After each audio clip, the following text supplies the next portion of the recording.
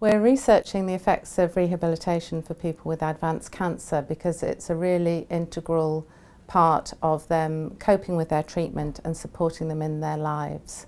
This study particularly focuses on the patient's view about their rehabilitation needs, and that is of prime importance for ideas for future research but also for service development, so we ensure that we're providing services that really meet the needs of our patients.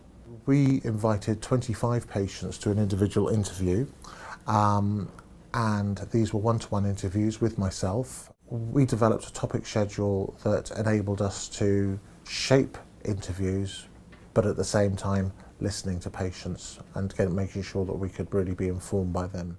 During the interviews, we wanted to find out how they'd come to a diagnosis and what their problems were surrounding that. Then some of the concerns and issues that arose for them during treatment, problems they'd experienced and how perhaps they'd have resolved them.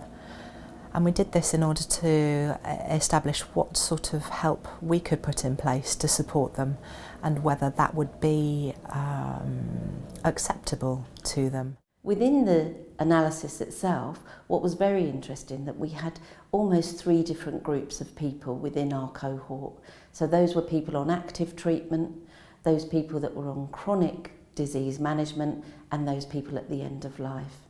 People at active treatment wanted more information and wanted to be able to really be active in their recovery. It's important that further research then uses this as a basis, because it means then that we've got the patient's own stories about how they recover and what they need in terms to help them to recover. It's important now, but equally it's more important within the future. People with lung cancer, advanced lung cancer, are living longer, so it's important that we know what their rehabilitation needs are. The participants that we spoke to, they often reported a very limited awareness of what the rehabilitation services were that were available to them, and a very limited understanding of how to access them or what the services could do for them. I think it's essential that resources are adapted and modified and delivered in a way that not only is cost effective but most importantly is patient-centred. The real strength of this work is that whatever the next studies are, they will be influenced by people who've actually gone through treatment for advanced lung cancer, and that in-depth discussion, that opportunity they've had to say what really matters to them and how they would like to be supported.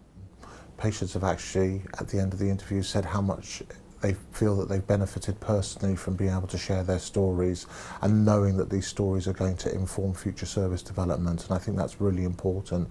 And a number have commented that in the face of impending deterioration and active deterioration because of their disease, that they can make a real difference to people who come after them.